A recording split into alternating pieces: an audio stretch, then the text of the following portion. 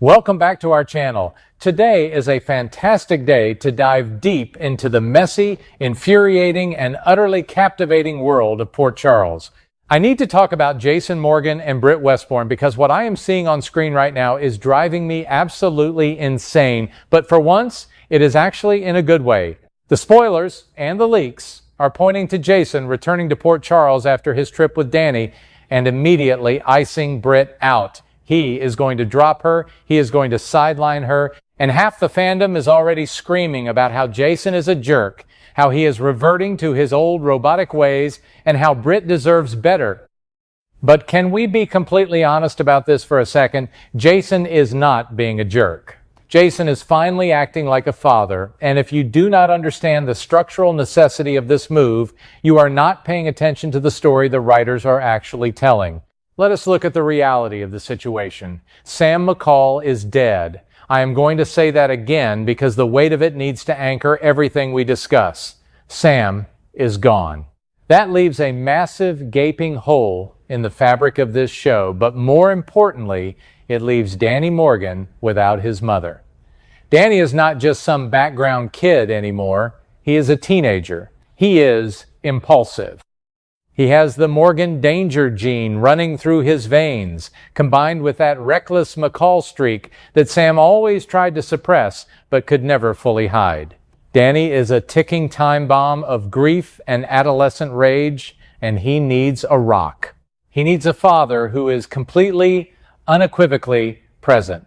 So Jason took him out of town. The Friday, July 24th broadcast is going to show us the aftermath of this father-son trip, and it is the smartest thing Jason has done in a decade. He removed Danny from the noise of Port Charles. But when Jason comes back, he cannot just slide back into his romantic entanglements. If Jason wants to save his son from going down the exact same bloody, violent path that he and Sonny walked, he has to cut out the chaos. And let me say this clearly. Britt Westbourne is pure, unadulterated chaos right now. We have to talk about Britt and what Kelly Thiebaud is doing with this character, because it is nothing short of masterful. The Britch is back, but she is not just back. She is feral. Think about the psychological torture this woman just endured. She thought she was dying. She was handed a death sentence with the Huntington disease diagnosis. When you think you are dying, you strip away the armor. You stop fighting the world. Britt became soft. She became vulnerable. She allowed herself to lean on Jason in a way she had never leaned on anyone in her entire life. She surrendered, and then the universe handed her a miracle. She does not have Huntington disease. The cage door swung open. But when you lock a wild animal in a cage, tell it that it is going to die there, and then suddenly release it, that animal does not just walk out peacefully. It bites, it runs, it tears through everything in its path. Britt has her life back, and her perspective has violently shifted. She is no longer the tragic, dying heroine. She is a woman who has stared into the abyss, survived, and now she wants to consume the world. She is a tornado. And Jason Morgan, fresh out of WSB captivity and holding a grieving teenager together with duct tape and sheer will, cannot handle a tornado. But let us rewind, because we cannot judge Jason's current emotional unavailability without looking at exactly why he was gone in the first place. Jason went to prison for Britt. He sacrificed his freedom, his life in Port Charles, and his time with his children to take the fall for Rocco Falconeri shooting Ross Cullum. Let us just pause and appreciate the sheer absurdity and tragic weight of that plot point. Jason Morgan, the ultimate enforcer, the man who is killed for the mob, took the blame for a child mistake just to ensure Britt would not be destroyed by the fallout. He went into the belly of the beast. The WSB is not a normal prison. It is a psychological meat grinder. The information leaking out suggests that Jason was profoundly changed by his time in WSB custody. He is not the same stoic but emotionally available man who left. He is traumatized. He is guarded. He is operating in survival mode. So when Britt approaches him, expecting to pick up right where they left off, she is approaching a ghost. She is expecting the man who held her when she thought she was dying, but that man was left behind in a WSB interrogation room. And we have to address the elephant in the room. Jason, historical priorities. For decades, Jason Morgan has put Sonny Corinthos and Carly Spencer above every single woman he has ever loved. Robin, Elizabeth, Sam, Courtney, they all had to accept that they were second, third, or fourth in his life. Britt was the first woman in a long time who looked Jason in the eye and demanded to be prioritized. She told him straight up that she would not play second fiddle to the mob or to Carly. And Jason actually tried. He really did. But Danny is not Carly. Danny is not Sonny. Danny is his flesh and blood, a boy who just lost his mother. If you think Jason Morgan is going to put a romantic relationship above a grieving Danny, you have fundamentally misunderstood who Jason is at his core. He will not put Danny second to make room for Britt. He cannot. And honestly, if he did, I would riot, because it would destroy the last shred of integrity the character has left. Jason pushing Britt away is the most authentic, in-character decision the writers have made for him in years. But Britt is not going to take this quietly. This is where the conflict becomes absolute gold. Britt does not know how to be rejected gracefully. She is going to lash out. She is going to be incredibly hurt. Because from her perspective, Jason is abandoning her after she finally let her walls down. The friction between them is going to be spectacular to watch because it is rooted in genuine character motivation, not just cheap soap opera misunderstandings. They are two people who love each other but are operating on completely different frequencies. Now, hold on, because this is where the story shifts from a standard soap opera breakup into something entirely different.